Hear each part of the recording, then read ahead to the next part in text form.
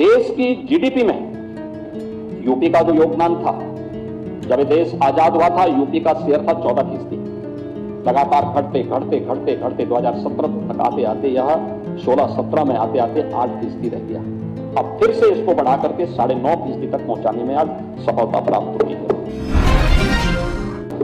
हमने per capita income को भी 3 गुना करने में सफलता प्राप्त की है। इसके लिए पिछले 8-8.5 वर्ष में कोई जनता जनार्दन पे कोई टैक्स नहीं लगाया। हाँ, हमने टैक्स चोरी को रोका है, रेवेन्यू लीकेजेस को प्रभावी ढंग से उस पर अंकुश लगाया है और तब हमें ये सफलता प्राप्त हुई है। आज प्रदेश आज मैं कह सकता हूं कि पिछले 5-6 वर्षों से लगातार रेवेन्यू सरप्लस स्टेट के रूप में अपने आप को स्थापित किया है। जोरदार वित्तीय अनुशासन भी है और विकास के दोनों मिसालें, दोनों का संतुलन आज उत्तर प्रदेश के अंदर देखने को मिल रहा है। अब उत्तर प्रदेश का बैंकों में जमा होने वाला पैसा, यानी जो पैसा पहले उत्तर प्रदेश के अंदर 100 रुपया अगर जमा होता था तो मात्र 45 रुपया बैंकों में जमा, वहां पब्लिक के उपयोग में खर्च होता था। आज हमने इसकी संख्या बढ़ा करके 100 में से 61 से 62 रुपया आज उत्तर प्रदेश के नौजवानों को, यहाँ के व्यापारियों को आज खर्च करने के लिए प्राप्त हो रहा है। यानी सीडी रेशो 45% से बढ़ा करके हमने 61-62% पहुंचाने में सफलता प्राप्त की है।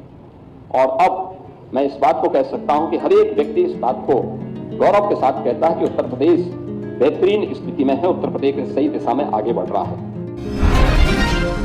महोदय, राज्यपाल जी का जो एक भाषण होता है, यह अभिभाषण शासन की उपलब्धियों और भावी कार्य योजनाओं का एक दस्तावेज होता है। सरकार के क्या कार्य हैं और सरकार की कार्रवाई के परिणाम क्या है। प्रतिवर्ष विधानसभाओं में हो या संसद में हो,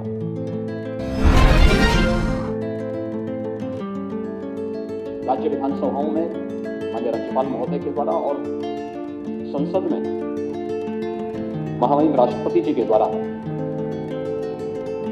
इसे सदन के सम्मुख रखा जाता है और उसी के माध्यम से सरकार की उपलब्धियों और भावी कार्य योजनाओं की भी एक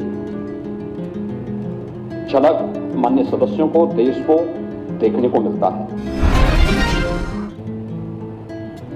मैं सबसे पहले इस बात को लेकर के कि राज्यपाल प्रदेश का संवैधानिक प्रमुख होता है और एक संवैधानिक प्रमुख के प्रति जो हमारे प्रतिपक्ष के और उसमें भी मुख्य प्रतिपक्ष का जो आचरण रहा है, संवैधानिक प्रमुख के प्रति भी और एक नारी के प्रति भी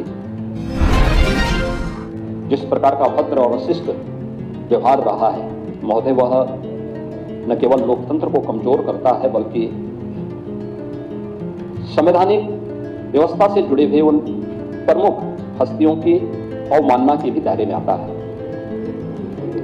यह हम सबका दायित्व बनता है कि हम अपने राष्ट्रीय प्रतीकों का सम्मान करें, संविधान के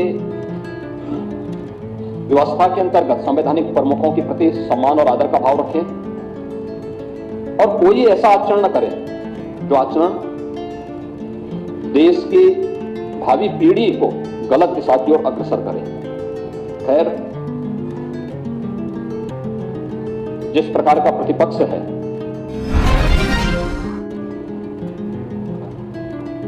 उनसे इसकी अपेक्षा करना अपने आप में एक बेवकूफी जैसा होगा और यही दृश्य हम सबको यहां देखने को मिला है। यह नारी शक्ति का भी अपमान है। एक इतना अनुभवी राजनेता जो सौभाग्य से आज प्रदेश की राज्यपाल के रूप में अपना मार्गदर्शन और नेतृत्व हम सबको प्रदान कर रही है, उनके प्रति इस प्रकार का भद्र व्यवहार इस समाजवादी पार्टी की वास्तविक सोच को, प्रतिपक्ष की नकारात्मक दृष्टिकोण को भी प्रदर्शित करता है।